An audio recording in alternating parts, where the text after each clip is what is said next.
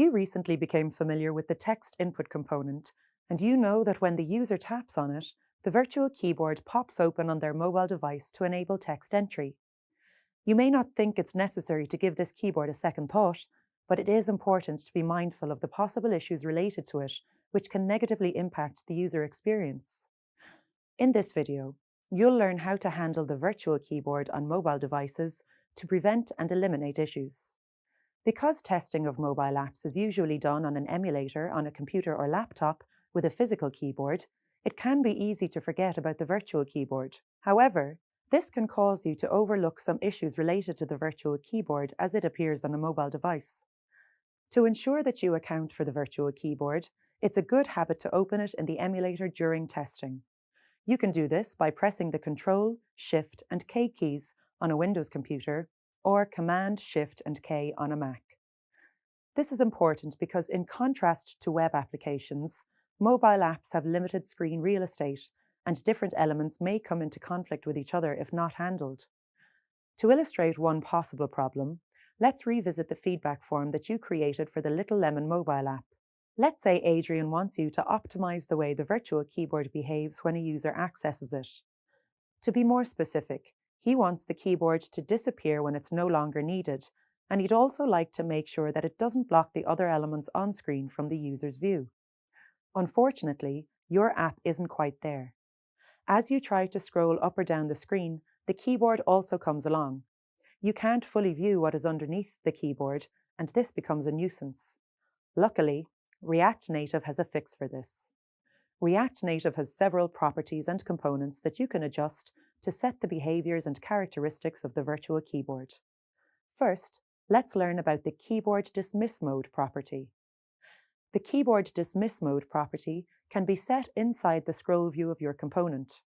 Setting it to On Drag ensures that the keyboard is dismissed when the user starts scrolling on the screen. This happens automatically and supplies you with the rest of the view without the keyboard blocking the way while you scroll. To enable this behavior, you can simply set the property to On Drag for the scroll view that encompasses the text inputs. If you check the app after applying this change, you'll find that the keyboard disappears automatically once you start scrolling. Cool. If you don't like this behavior and want the keyboard to stay even while scrolling, you can set the Keyboard Dismiss Mode prop to None. This will ensure that the keyboard continues to display. In addition to dismissing the virtual keyboard when it is not in use, you can control how the keyboard interacts visually with other elements on screen. React Native also provides a component called the KeyboardAvoidingView to solve the common problem of views that need to move out of the way of the virtual keyboard. It can automatically adjust its height, position, or bottom padding based on the keyboard height. Isn't that useful? This component inherits all the props that come with the View component, so it's essentially a View component with some added features to handle the virtual keyboard on a mobile screen. Let's examine an example of the code for a KeyboardAvoidingView component. Notice that there is a prop named Behavior. This prop specifies how the component reacts to the presence of the keyboard. It can accept 3 values, which are height, position, and padding. Different prop values can be set based on the user's device. The Platform API that comes with the React Native package can be useful to determine what OS the user is on. You can then take this API further and provide different behavior values for users using an iOS device and users with an Android device. Once this is set, make sure to wrap the text input components with the KeyboardAvoidingView component.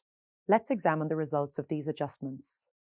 Notice that this time, when the keyboard appears, the form is also pushed upward so that the text input boxes remain fully visible, rather than being obscured by the keyboard. This video introduced you to some techniques to handle the virtual keyboard on mobile devices.